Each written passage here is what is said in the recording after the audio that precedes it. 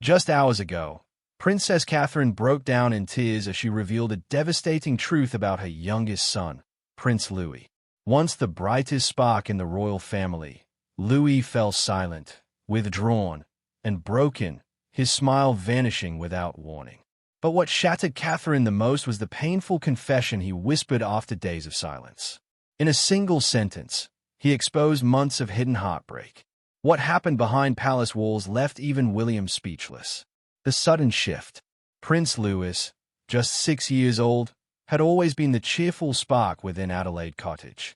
From early mornings filled with laughter to his wide-eyed curiosity about insects in the palace garden, his presence warmed every room.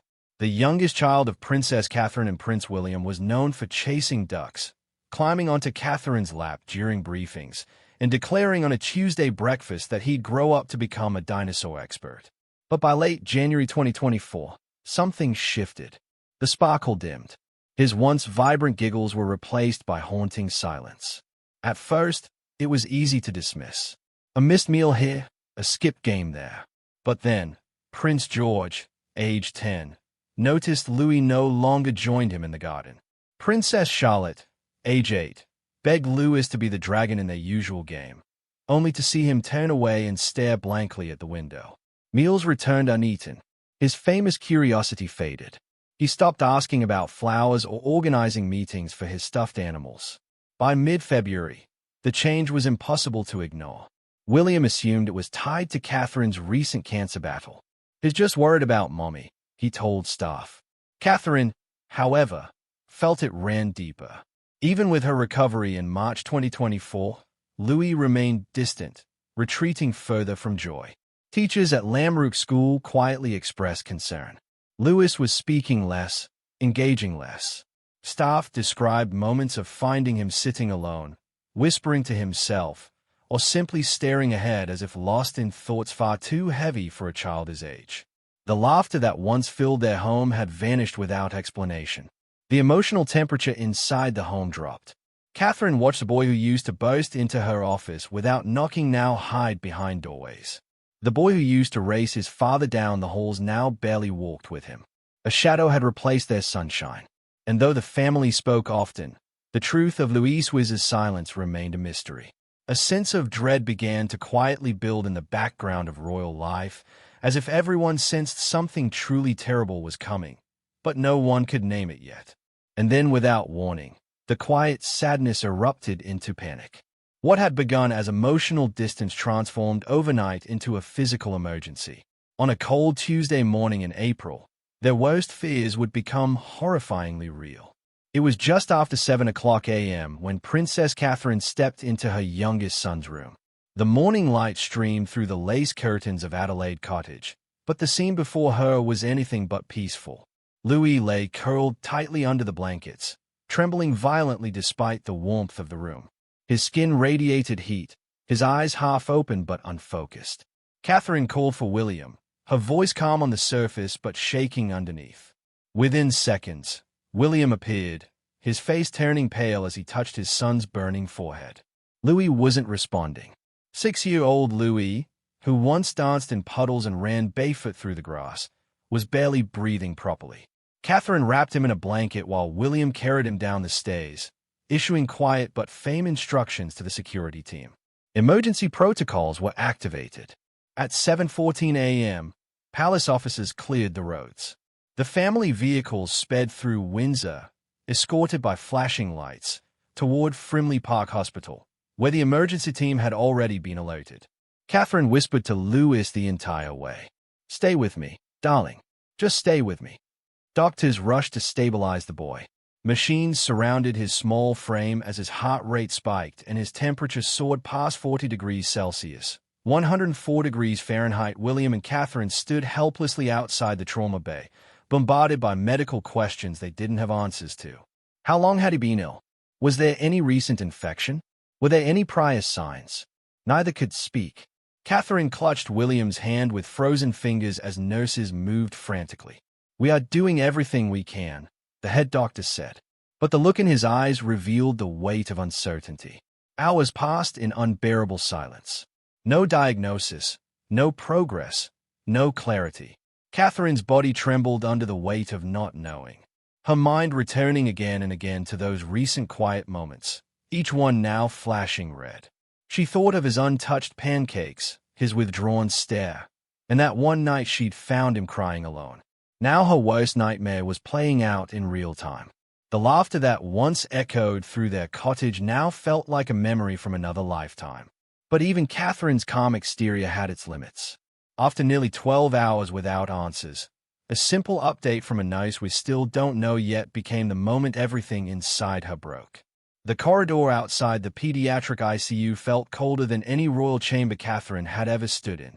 At 7:45 p.m., after nearly 12 hours of waiting with no diagnosis, a young nurse stepped out and shook her head gently. No updates yet. Catherine's knees gave out beneath her. She collapsed to the floor, trembling, her cries echoing down the sterile hallway. "I can't do this again," she sobbed into her hands. "I can't lose another one." William dropped beside her, arms around her shoulders, whispering, "You're not alone. We're still fighting." This was the side of royalty the world never sees. Not the gowns or ceremonies, but a mother broken. Her tears soaked William's shirt as protection officers formed a quiet human barrier around them. They turned away respectfully, but their eyes betrayed their anguish. These were trained professionals, ready for any threat, but none of them had been trained for this. At 8:10 p.m., King Charles arrived and found them both on the floor. Without hesitation, the monarch knelt down, groaning softly from the strain. He placed a hand on Catherine's shoulder and whispered, "You are not alone in this." Charles's voice cracked. He had buried Princess Diana nearly 26 years ago in 1997, and the thought of his grandson slipping away reopened wounds long hidden. He didn't speak as a king, but as a father who once lost everything. Catherine wiped her face and looked up, whispering, "I need to see him. I need to hold him." With slow determination, she rose to her feet, leaning on William for support. "Let's go," he said softly. And together, the three of them returned to Louise's room. Inside, Louis remained still. Machines beat steadily. 4 lines snaked across his tiny arm. But his breathing, though weak, was consistent. Catherine took one small hand and kissed the fevered knuckles. "I'm right here, darling," she whispered. "You're not going anywhere." The battle had become personal. No longer just about a fever or mystery illness, but about a family on the edge of collapse, fighting to reclaim one little boy's light from the shadows. Then on the third day, something shifted. Louis opened his eyes, looked at his parents, and whispered a sentence that shattered what remained of their hearts. Louis speaks. On the third day at roughly 11:32 a.m., Prince Louis, age 6, finally opened his eyes. The fever had broken overnight, and the machines around him showed steadier numbers, heart rate stabilizing, oxygen levels improving. Catherine sat beside him, her fingers trembling as she brushed his hair back. William moved his chair closer, unable to blink for fear of missing his son's first words. When Louis whispered, "Papa, I'm sorry," the room froze. At 11:34 a.m., those 3 words became the doorway to a truth none of them expected. Catherine squeezed his hand gently. "Darling, you did nothing wrong." But Louis avoided eye contact, his voice breaking as he finally revealed the secret he had been carrying for months. "I thought you were going to replace me." The sentence hit them like a physical blow. William's breath caught. Catherine felt the world tilt beneath her. Louis explained in halting fragments. Adult conversations overheard during Catherine's treatment. Whispers from staff and cruel gossip from outside sources. In his 6-year-old mind, Catherine's illness meant less time for him. Rumors of a new baby convinced him he would no longer be wanted. He spoke of nights spent crying silently, trying not to take up space.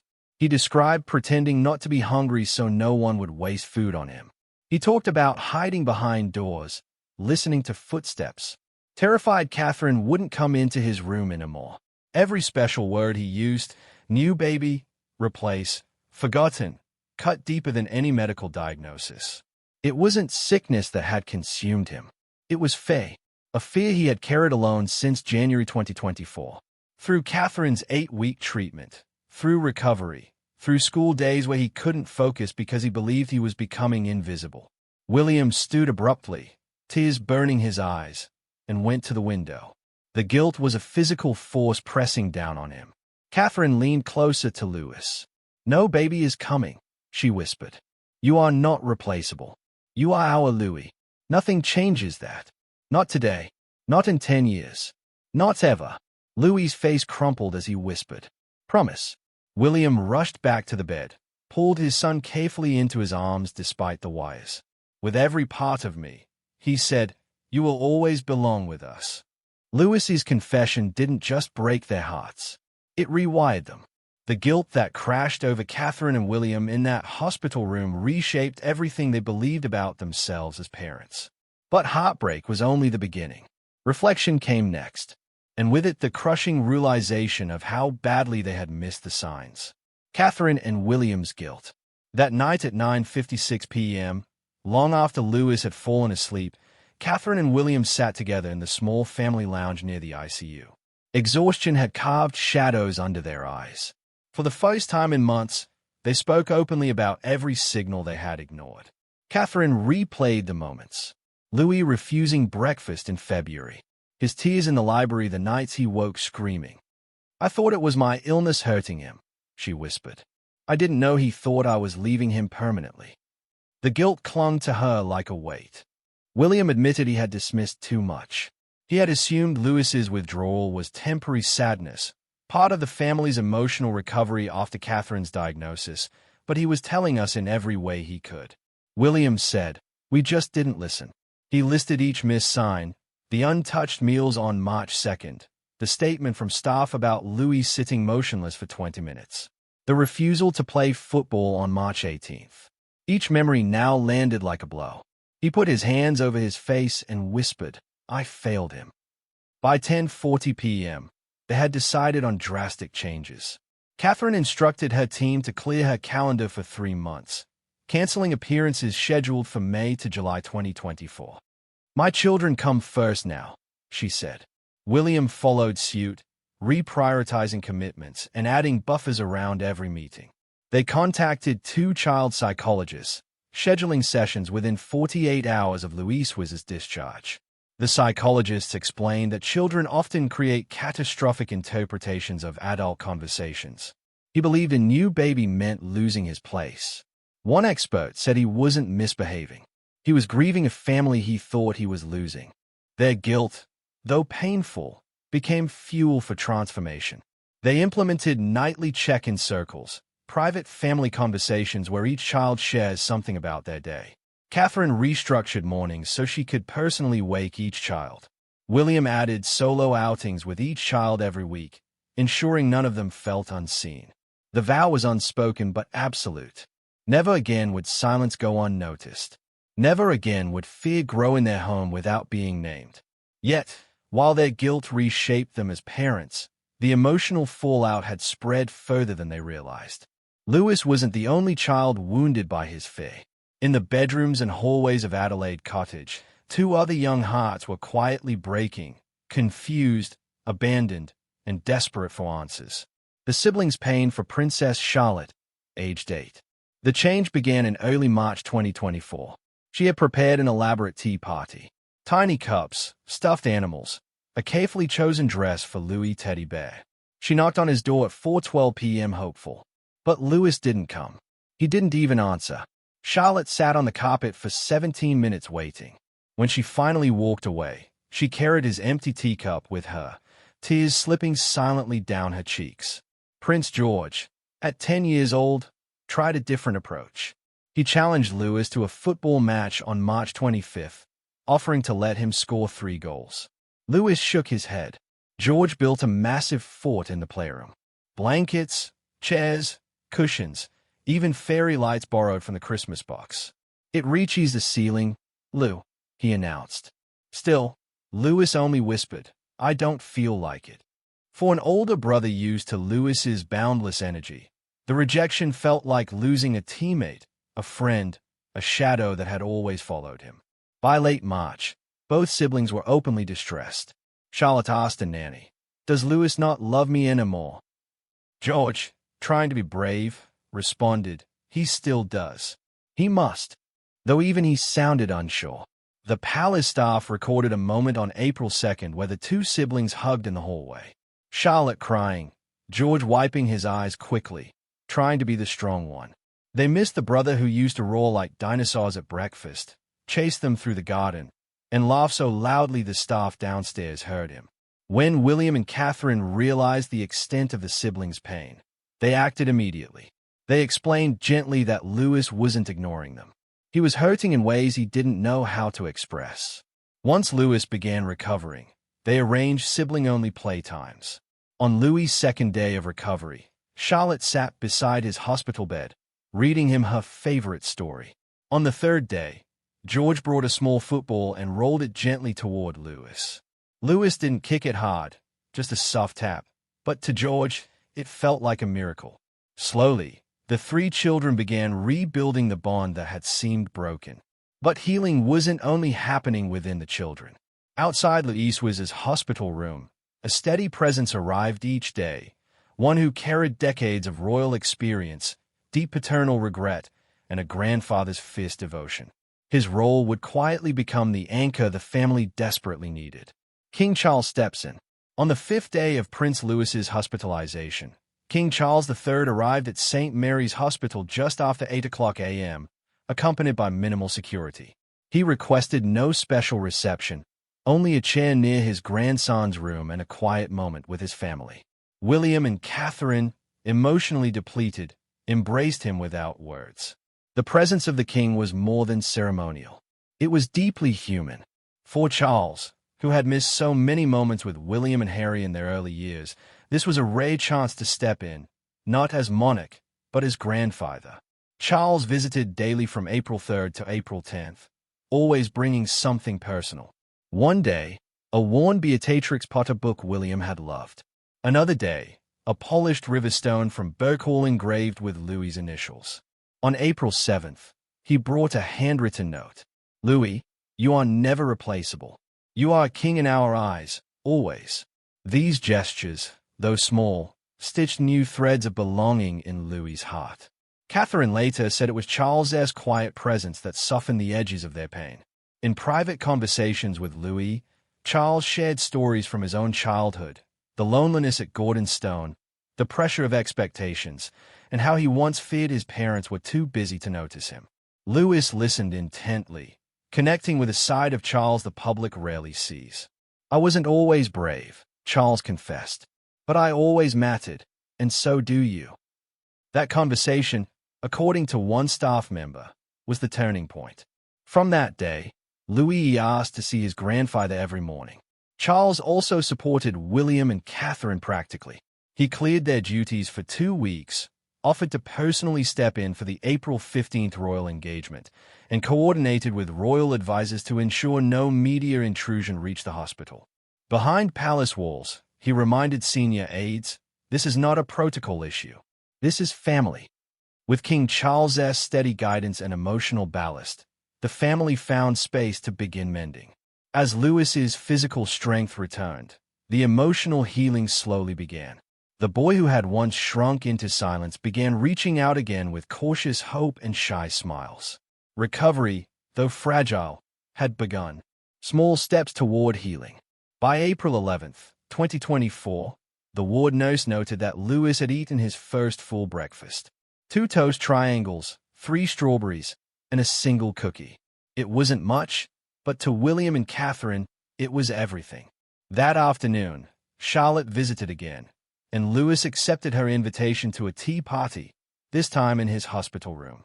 They sipped pretend tea from real mugs and laughed at her dramatic voices for the stuffed animals. George arrived soon after, and the 3 siblings played cards for 26 minutes straight.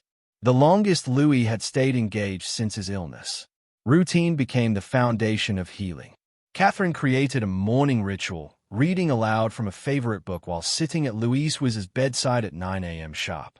William continued their tradition of animal story chats every night, inventing tales of jungle elephants and castle foxes.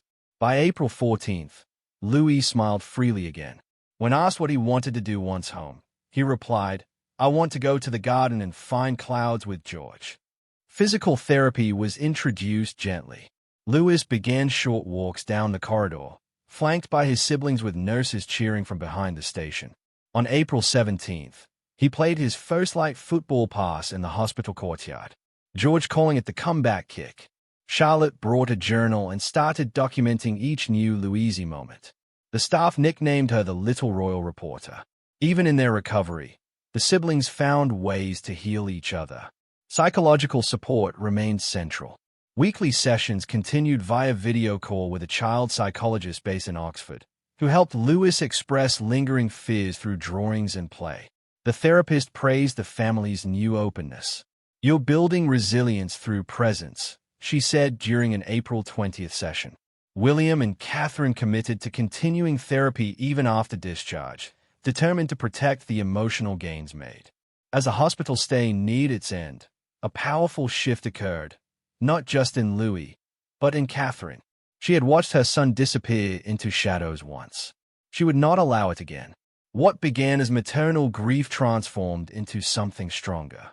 A vow forged in heartbreak and bound by love. Never again will my son feel forgotten. On April 22nd, as Louis prepared for discharge, Catherine released a statement through Kensington Palace, canceling all official engagements until August 1st, 2024. "My child comes first now," she wrote. The words were simple, but behind them stood a woman remade by pain. She had learned that royal duty, though noble, could never eclipse motherhood. Within 3 days, a full family restructure took place. Morning rituals were non-negotiable. No nannies or aides during bedtime. Every Saturday was now Child's Choice Day. George picked football. Charlotte chose baking. Louis wanted to explore garden bugs. Catherine enrolled in a 6-week online program on child grief and fear processing. Her notebooks were filled with highlighted passages on emotional literacy and trauma in young children. She introduced new habits, emotion cards to help the children express themselves, weekly check-in dinners where feelings could be voiced without judgment, and a family board on the kitchen wall listing 3 daily joys. Louis' first entry: "Mommy kissed my head 3 times today." In palace meetings, Catherine made her position clear. No engagements would ever again be accepted without cross-referencing family availability. She also began informal discussions with other royal mothers, opening the door to mental health support for royal children.